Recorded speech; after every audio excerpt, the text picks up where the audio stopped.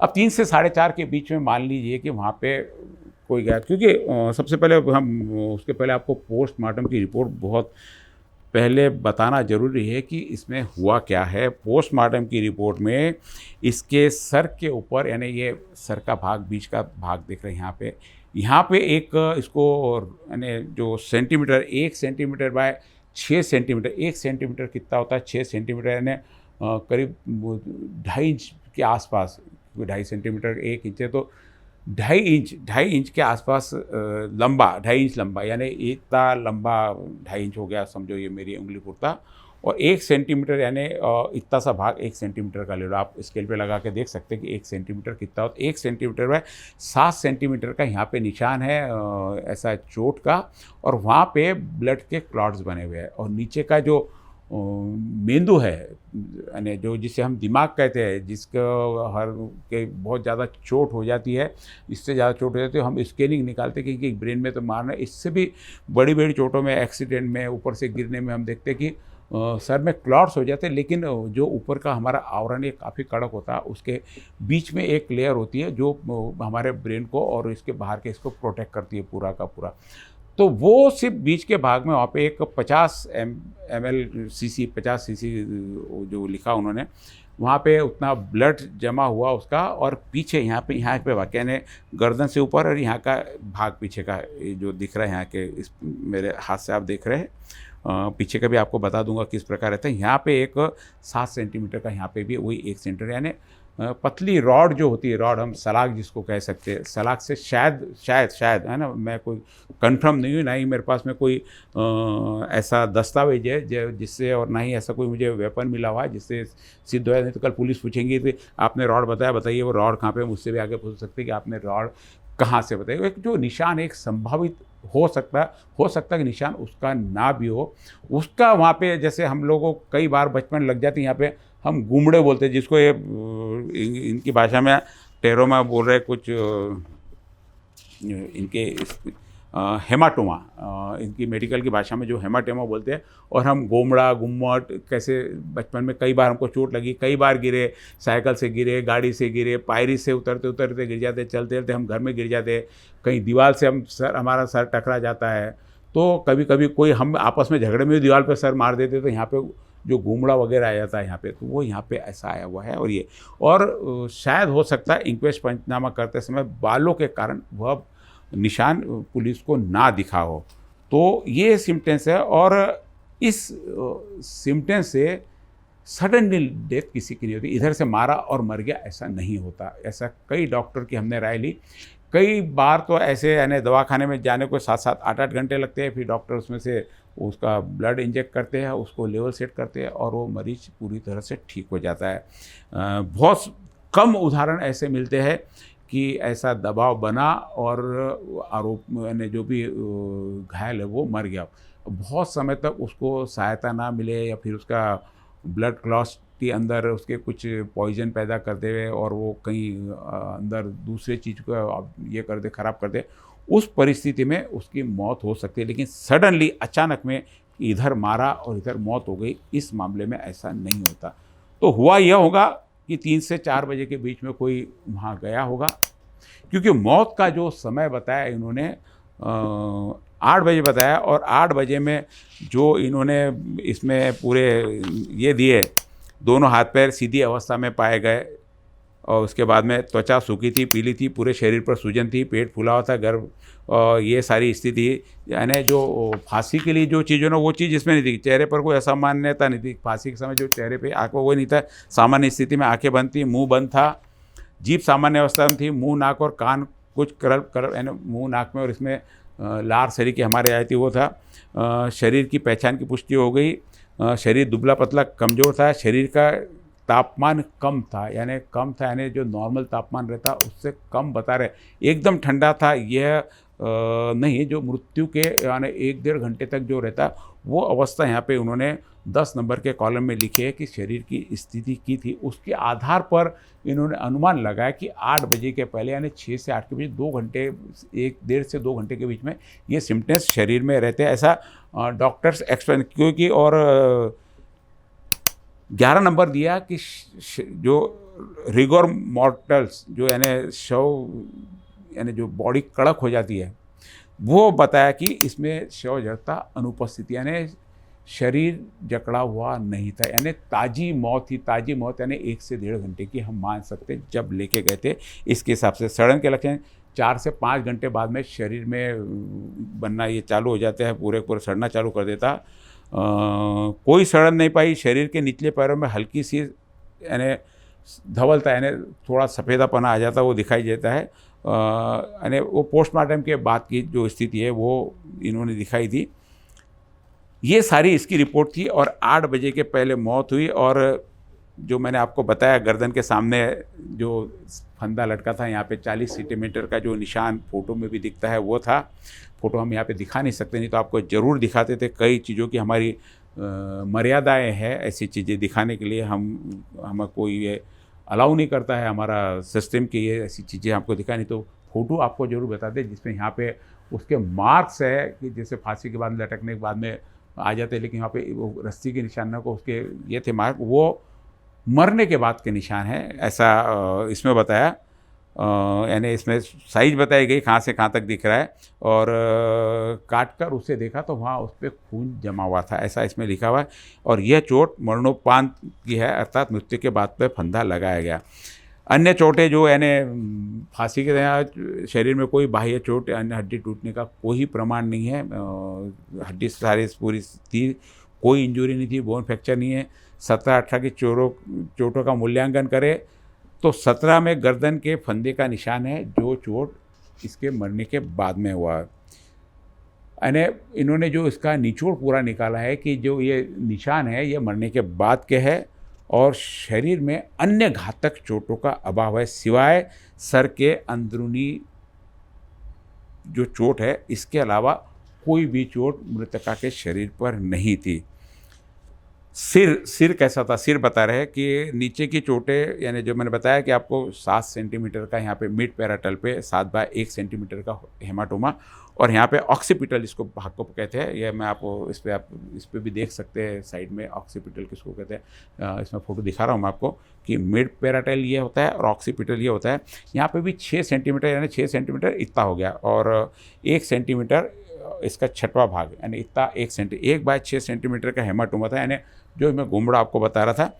और खोपड़ी यानी जो अंदर की खोपड़ी होती है वो कहीं पे भी कोई बाहर से भी यानी ऊपर से भी कई बार फट जाता है, सर फट जाता है, खून निकल जाता है, वो ऐसा कोई निशान वहाँ पर नहीं पाया गया।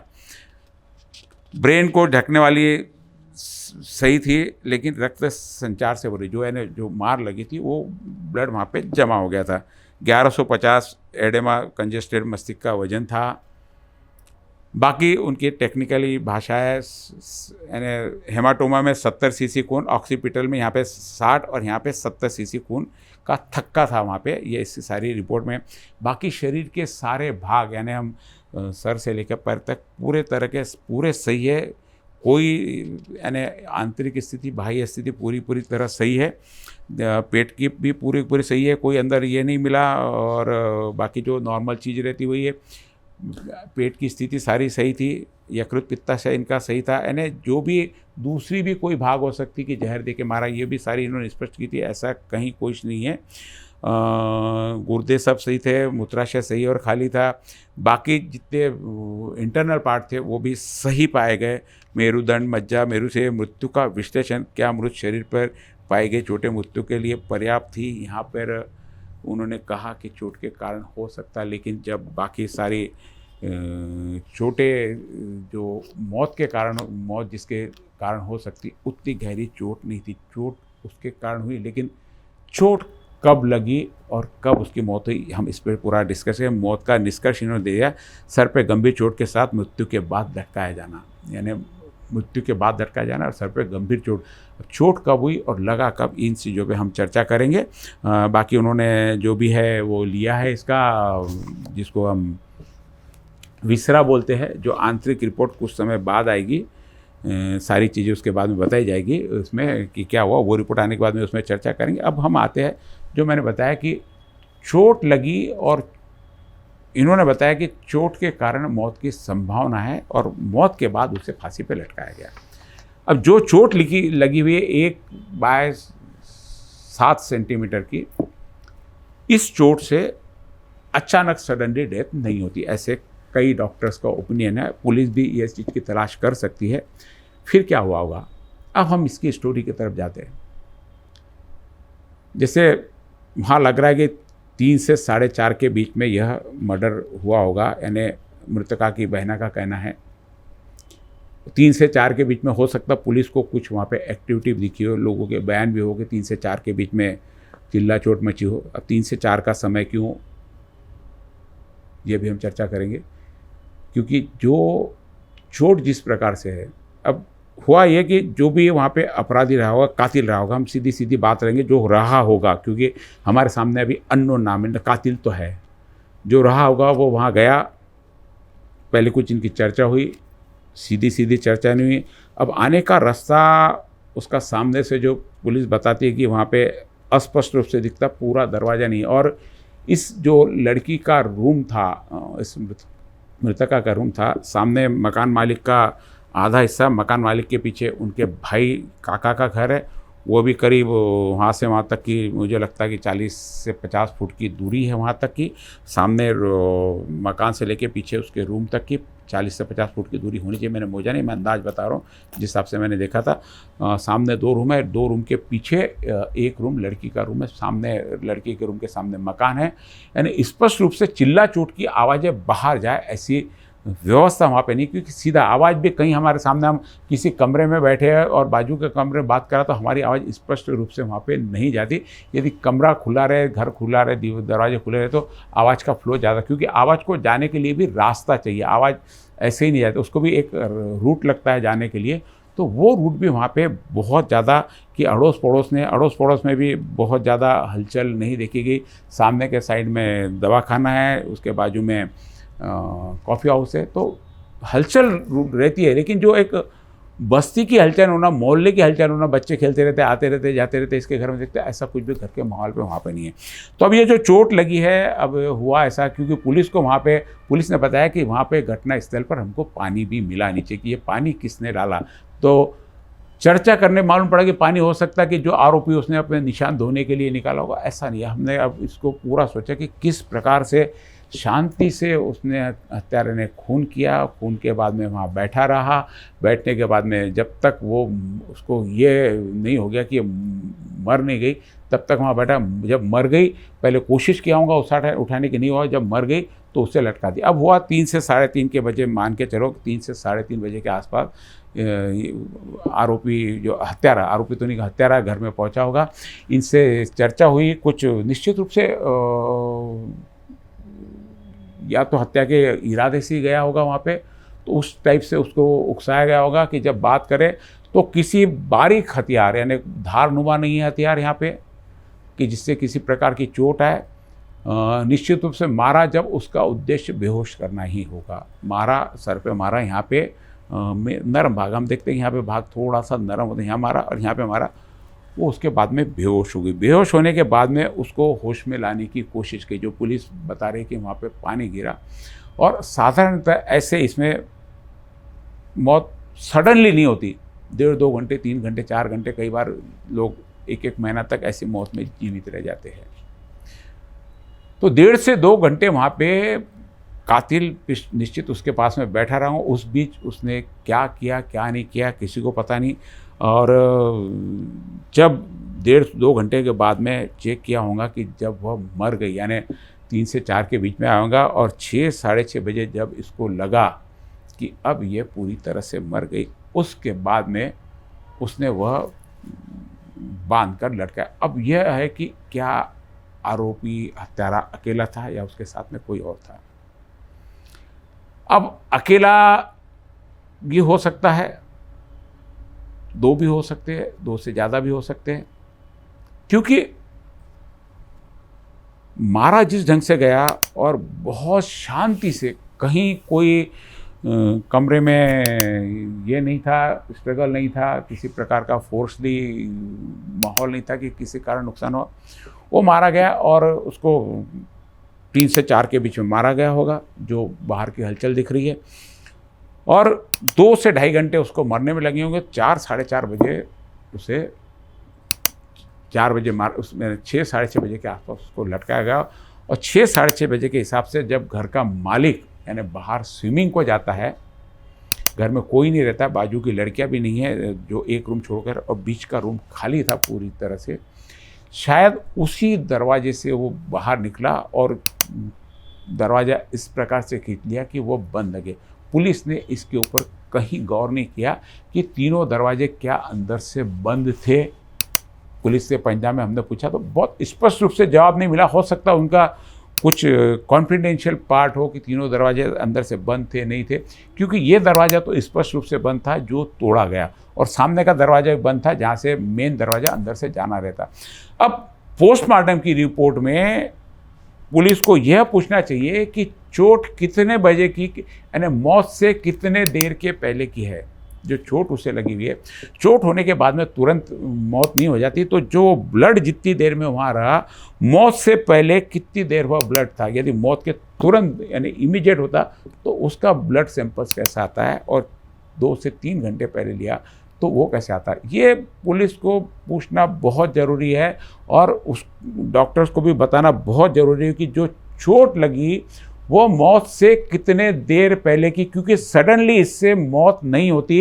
कई एक्सपर्ट्स के दावे हैं, ये पुलिस अपनी प्राइवेट इन्वेस्टिगेशन भी करवा सकती है, प्राइवेट ओपिनियन ले सकती है कि जिस प्रकार की चोट है क्या उससे सडनली मौत होती है। तो कई डॉक्टर का ओपिनियन आएगा कि नहीं आएगा। फिर आखिर में डॉक्टर से बोलेगा कि उनकी लड़की की प्रकृति पर निर्भर करता है कि वो कितनी सहन कर सकती नहीं कर सकती। लेकिन खोपड़ी की अवस्था करीब करीब बहुत लोगों की समान रहती है, बीच में की रचना समान रहती है, तो उसके जो जिस प्रकार से चोट है, कितने प्रेशर से है, कितनी दूर से है, किस हथियार से चोट हुई, किस ढंग से चोट हुई, यानी यहाँ का तो अस्पष्ट है कि ये हॉरिजेंटल है या वर्टिकल है, क्योंकि 1/7 सेंटीमीटर या तो लंबा होगा या खड़ा होगा।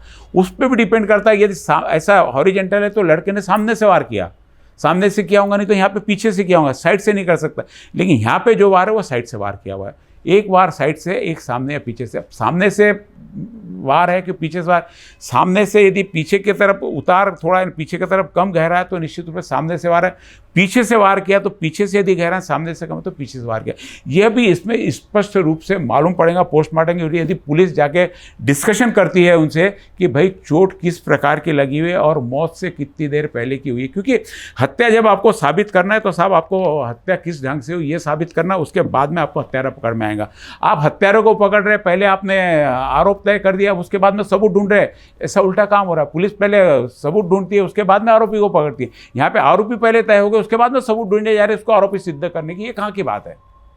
निश्चित रूप से बहुत सही दिशा में पुलिस नहीं जा रही है। पुलिस पे क्या दबाव है इनको आरोप सिद्ध करने का नहीं पता, लेकिन कहीं तो भी एक पुलिस इनको, आज भी जब हमारे प्रतिनिधि ने अभी नवनियुक्त पीआई से बात की तो उन्होंने भी सीधा सीधा कहा कि इनको हम ज़्यादा से ज़्यादा सजा दिलाने की कोशिश कर। भाई पहले आप उनके एविडेंस लो, उनके खिलाफ में सबूत लो, हत्या का कारण ढूंढो, क्योंकि ये सारी चीज़ें भी तो आपको हत्या के कारण पे आना है। आज मैं कॉज ऑफ डेथ बता रहा हूँ आपको, इसके एपिसोड में बताऊंगा कि हत्या के कारण क्या क्या हो सकते हैं और कौन इसकी हत्या कर सकता है, कौन कौन संभावित है। आज सिर्फ कॉज ऑफ डेथ में पुलिस कहीं पर भी संभ्रम की स्थिति में, कहीं पर पता नहीं कि सच में डेथ इसके मारने से हुई, और यदि ये मारने से हुई तो स्पष्ट इनकार है कि इस मारने से इसके जितना चोट है इससे डेथ नहीं होती। कोर्ट में यह केस टिकेगी, कोर्ट में पहले ही पेशे में कोर्ट केस हो जाए, क्योंकि यदि कोर्ट में आरोपी सिद्ध करना है तो इनको बहुत गहनता से इसकी जांच करनी होगी। पुलिस टेक्निकल मुद्दे छोड़ रही है और बाहर के फिजिकल मुद्दे ढूंढ रही है कि किस सीसीटीवी में दिखता है, कौन से दिखता है। स्टोरी है कि घर पे यहाँ पे आके मार के भी गया होगा, मोबाइल घर पे रखा होगा। बहुत सारे अनुभव ऐसे बताए जाते हैं कि मोबाइल घर पे रखा जाता है, आरोपी फिर मार के आता है। ये बहुत इतना प्लान का काम है। और रही दोनों आरोपी की, इनके बहुत सारी चीज़ें ऐसी है कि आरोप नहीं हो सकते। ऐसी बातें हम अगले एपिसोड में फिर करेंगे। आज हमने हत्या का जो कॉज ऑफ डेथ होनी चाहिए पोस्टमार्टम में, वो कॉज ऑफ डेथ बहुत अस्पष्ट रूप से है। पोस्टमार्टम की रिपोर्ट के हिसाब से पुलिस ने पोस्टमार्टम की रिपोर्ट की ही कहीं पूरी चीड़फाड़ करनी थी, जो पुलिस ने कहीं पे भी करती हुई पुलिस दिखाई नहीं दे रही है। दिखाई देती तो जांच की दिशा बदल देती। आज भी पुलिस सीसीटीवी के चक्कर में घूम रही है, आज भी उसके रिकॉर्ड में ढूंढ रही है। आज भी कोई ये बता दे कि हाँ हमने आरोपी को इतने बजे यहाँ पे देखा था, इतने बजे यहाँ पे देखेंगे, पुलिस उसी बात को लेंगी। लेकिन कहीं पे हत्या कैसे हुई, जब तक आप इस चीज़ को पूरा क्लियर नहीं करोगे, जब तक आप इस चीज़ को समझोगे नहीं, जब तक मुझे नहीं लगता कि किसी भी प्रकार से सही दिशा में कोई भी कदम उठाए जा रहे हैं। हत्या का कारण मैंने बताया कि जो पोस्टमार्टम की रिपोर्ट में चोट लगने के कारण हुआ, लेकिन चोट लगने के कारण यदि हम भी देखते हैं कि कई बार पहले चोट लग जाती है, उसका दवाखाने में 3 दिन 4 दिन इलाज चलता है, बाद में उसकी डेथ हो जाती है, तो पुराना 307 बीएनएस का मुझे याद नहीं है, 307 से बाद में 302 में कन्वर्ट होता है। यहाँ सीधा सीधा पहले मर्ग दाखिल हुआ और सीधा यानी बिना जांच किए कि हत्या हुई है, कैसे हुई है, किस प्रकार से हुई, इस चीज़ों पे नहीं है, बस हत्या हुई है। और जो पहले आरोपी जिसने उतारा और जिसने सूचना दिया उस पर आरोप मढ़कर पुलिस ने अपने किए, और इस प्रकार चलते रहा तो निश्चित रूप से पुलिस की पकड़ से कातिल बहुत दूर है। दूर दूर तक भी पुलिस कहीं भी उसके आसपास अभी तक पहुंची नहीं है, ना किसी प्रकार का पुलिस को क्लू मिला है कि शायद ये भी अभी पुलिस सिर्फ ये लगी ये दोनों को पकड़े, इनको आरोपी कैसे। जब तक पुलिस अपनी दिशा नहीं, हो सकता ये भी आरोपी होंगे, लेकिन उसके लिए सारी वजह निकालनी पड़ेगी। जो मैंने अभी चर्चा की, ये भी चर्चा मैंने बहुत सारे एक्सपर्ट्स को लेके की है कि रिपोर्ट की जो 17, 18, 19, 20, 21 जो ये कॉलम होते हैं ये बहुत महत्वपूर्ण होते हैं। चोट का कारण, मार किस प्रकार से हुई, उसमें बहुत इस प्रकार बस चोट है इतना लिख दिया गया, किस प्रकार से चोट आई, सामने से मारा, पीछे से मारा, औजार का स्वरूप क्या हो सकता है, ये सारी बातें नदारद है। पुलिस ने ये सारी चीज़ें पोस्टमार्टम में डिस्कशन, पोस्टमार्टम की पुलिस का काम है सबसे पहले पोस्टमार्टम की चीरफाड़ पर करे कि डॉक्टर से पूछे कि चोट किस प्रकार से है, चोट के कितनी देर बाद के मौत हुई। एक सिंगल लाइन है, चोट यदि 4 बजे हुई, मौत 6 बजे होती है, तो आरोपी उतनी देर वहाँ पे बैठा था, मरने की राह देख रहा था, हत्यारा मरने की राह देख रहा था। यानी उतना पेशेंस उसने वहाँ पे पाल के रखा। उस 2 घंटे में उसने अंदर क्या किया क्या नहीं किया, ये अंदर के है, क्योंकि जो घर है वहाँ पर किसी भी प्रकार से बताते कि बाहर से वो एंट्री नहीं है। लेकिन उनसे जब पूछा गया कि जब पीछे इतना चल रहा था तो बोले मेरे घर का कूलर चल रहा था, मुझे आवाज़ नहीं आई। यानी कोई, और घर के अंदर पैक रहने के बाद में यदि घर मालक बोले कि कोई अंदर आ जा नहीं सकता मुझे, और बाद में पता नहीं, तो ये बहुत टालम टोल बात है। घर मालक से भी कड़ाई से पूछताछ करनी चाहिए कि जब इतनी बड़ी वारदात हो जाती है, सामने के घर में आप रहते हैं और आवाज़, और बहुत नेचुरल बात है कि आपको हल्की सी चोट भी लग जाती है, कभी दरवाजे में अंगली आती है, आप जोर से चिल्लाते हो तो जो भी आसपास है तो पूछता है क्या हुआ। हम कहीं चलते चलते गिर जाते, कोई देखना, और फिर भी हमारी आवाज़ निकल जाती है, फिर भी हम चिल्लाते हैं। कोई हमको थप्पड़ मारे तो भी हमारी आवाज़ आती है। पुलिस जब हाथ पे डंडे बरसाती है तो भी वो आरोपी भी चिल्लाता है, पुलिस जब डंडे मारती है तो भी आरोपी चिल्लाता है। तो एक नॉर्मल व्यक्ति को इतनी बड़ी चोट लगती है, वो नहीं चिल्लाएगा, ज़ोर से नहीं चिल्लाएगा, और सामने बैठे हुए घर में जो घर मालिक बैठा उसका आवाज़ नहीं, ठीक है, बाजू का रूम खाली था, उसके बाजू में लड़कियां नहीं थी, ये सारे पूरे के पूरे इतने सारे एक साथ में सीक्वेंस मिलना कि बाजू में लड़की नहीं है, बीच का रूम खाली है, मकान मालिक स्विमिंग को गया हुआ है, उसकी औरत वहाँ पे एग्ज़ाम देने गई हुई है, मकान पूरी तरह से खाली। इतनी जानकारी किसको रह सकती है? पुलिस ने यह भी देखना चाहिए आखिर इतनी जानकारी कौन रख सकता है, क्योंकि निश्चित रूप से आसपास जो भी हत्यारा है निश्चित आसपास का है, उसे पूरे घर की जानकारी है। और जिस प्रकार से मैंने बताया कि घर में गए, झगड़े हुए, घर में उसी को आने दिया जाता है, महिलाएं उसी को, लड़कियां अकेले, जब जिसका परिचय, निश्चित रूप से आरोपी हत्यारा जो भी है वो कहीं पर आसपास का परिचय। पुलिस को अपनी जांच की दिशा और बढ़ानी पड़ेगी, और पोस्टमार्टम की रिपोर्ट पे हत्या किस प्रकार हुई और किस ढंग से, जब तक इस चीज़ पे खुलासा नहीं होगा, इस पे चर्चा नहीं होगी, इस पे की निश्चित नहीं मालूम पड़ेगी, पुलिस के जितने भी तीर है सारे अंधेरे में चलाए जा रहे हैं। किसी भी प्रकार से यदि पुलिस यह सिद्ध करने में कामयाब हो जाती है कि हत्यारे यही 2 थे, तो निश्चित रूप से जांच, उसके लिए पुलिस को सारे प्रूफ देने पड़ेंगे। पुलिस को वहाँ पे उसकी उपस्थिति दिखानी पड़ेगी कि वो उपस्थिति सिर्फ बोलने से नहीं हुआ, किसी के बोलने से नहीं, किसी ने कह दिया ये नहीं है। पुलिस को उसके पर्याप्त सबूत जुटाने पड़ेंगे कि इतने पीरियड में घर से बाहर था, जबकि दोनों के पास में अपने सबूत है कि हम कहाँ थे। उसके बावजूद पुलिस अपनी जाँच की दिशा पोस्टमार्टम की रिपोर्ट पे आधार पर न करके इस घटना स्थल का पंचनामा की जानकारी, क्योंकि घटना स्थल का पंचनामा इसलिए जरूरी है, सब 3 दरवाजे, तीनों दरवाजे यदि अंदर से बंद थे तो कातिल गया कहाँ से, आया कहाँ से। पुलिस के लिए बहुत बड़ा प्रश्न है। पुलिस ने इसमें तलाश करना चाहिए कि हत्यारा किधर से आया, किधर से गया। यदि बाजू के दरवाजे से गया, जो कि दरवाजा खुला था, हमने बाद में जाके देखा कि वो बाजू का रूम तो खुला ही था, वहाँ ताला भी नहीं रहता। मकान मालिक से पूछा तो बोले यहाँ के लोगों ने खाली करके चले दी, इसमें ताला नहीं है, बाजू के रूम में लड़कियाँ रहती थी इसलिए ताला है। उसमें आने जाने को इजीली एक्सेस है, पूरा का पूरा आ जा सकता, बाहर जा सकता, दरवाजे खींच के लोड देता, और क्योंकि जब माहौल वहाँ पे जब बनाया गया, पूरा हत्या को आत्महत्या देने का रूप किया, तो पुलिस ने पहली नज़र में हत्या लगने लगती तो उसको कौन से दरवाजे खुले थे बंद थे ये पता नहीं, लेकिन आत्महत्या जब करता है तो आदमी पूरा अंदर से दरवाजा सब पूरे बंद कर लेता है।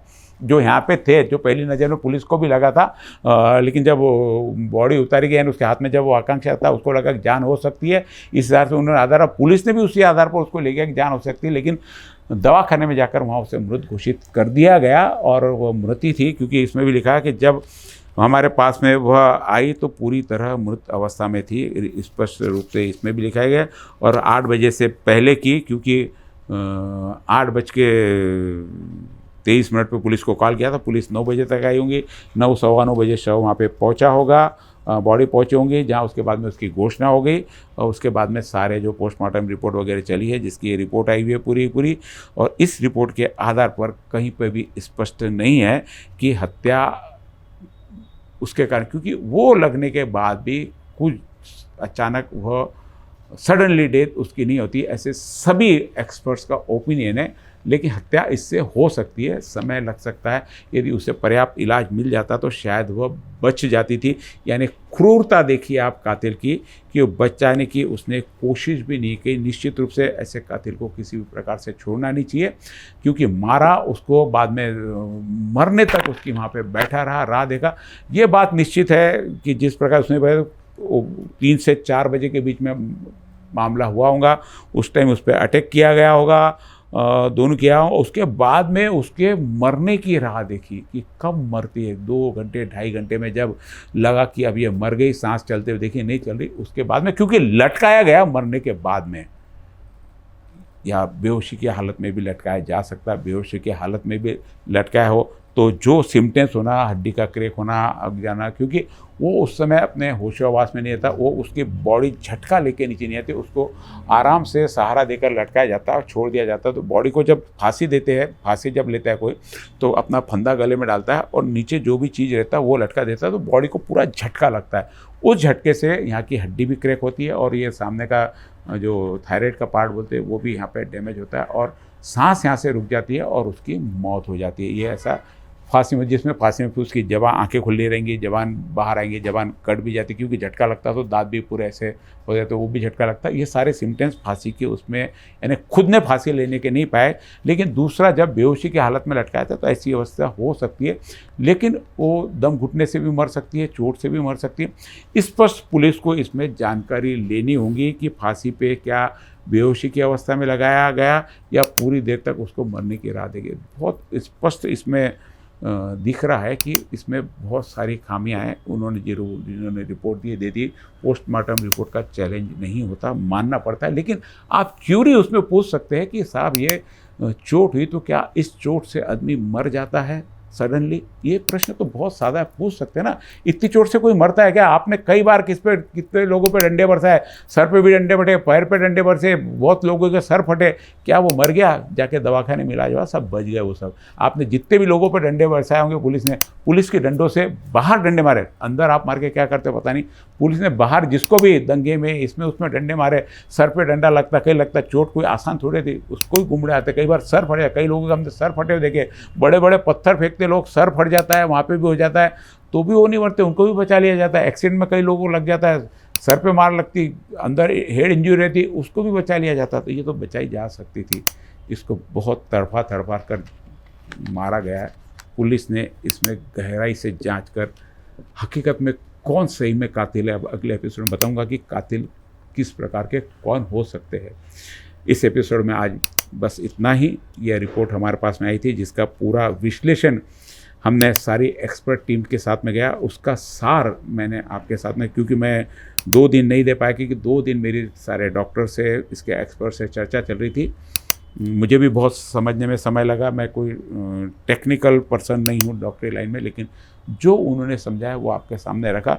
आपके सामने इसलिए रखा कि ये जनता की अदालत है, यहाँ जनता ने भी समझना चाहिए कि किस प्रकार से पुलिस दबाव में आकर किसी पे आरोप मढ़ देती है और अपने आरोप को सिद्ध करने के लिए किस प्रकार के अब एविडेंस जमा करने की कोशिश है। तो ये दिशा से भटक रही है, इसे पुलिस को सही करना, क्योंकि पुलिस आखिर कातिल कहीं ना कहीं पकड़ लेगी, नहीं पकड़ेगी ऐसा नहीं, पुलिस के पास बहुत बड़ी टीम है। यदि हत्या हुई है और कोई कारण ऐसा होता है उसके भी हम जांच करेंगे कि क्या जो ये 2 चोटें आई हुई है, क्या कभी खुद लटकने की वजह से शायद वो चोट आ जाए, जो पूरा भाग नीचे का लटके नहीं, और उसके चोट के कारण भी, और उसके प्रेशर में यदि सर में ऐसा क्लॉट्स जमा हो जाते हैं, खून के क्लॉट जमा ना, और चोट से खून के क्लॉट्स जमा बताए, चोट के कारण कितनी गहरी चोट मारी इसके कारण नहीं बताया कि गहरा कितना। ये बहुत सारी, यानी इसमें पुलिस को तो अभी सारा पोस्टमार्टम की इंक्वायरी करनी चाहिए कि पोस्टमार्टम किस प्रकार से हुआ, उसकी रिपोर्ट में क्या क्या हासिल है, पुलिस को क्या चाहिए। तो निश्चित रूप से पुलिस सही दिशा में कहीं ना कहीं पुलिस को मार लग जाएगा। आज के इस एपिसोड में बस इतना ही, आगे फिर मिलेंगे आपको इसके नए एपिसोड में। 2 से 3 एपिसोड और होंगे, और ये भी हम यहाँ पे एक अपना आखिरी में ओपिनियन देके ये एपिसोड हम लोग ख़त्म करेंगे। पुलिस की जांच जारी है, और दोनों की वहाँ पर MCR हुआ, PCR दोनों का ख़त्म हुआ। दोनों ने, एक का 6 दिन का PCR हुआ, एक का 4 दिन का। दोनों ने PCR में कहीं भी किसी भी प्रकार की पुलिस के सामने बात नहीं कबूली, क्योंकि उन्होंने कुछ किया नहीं, ऐसा माना जा रहा है। नमस्कार।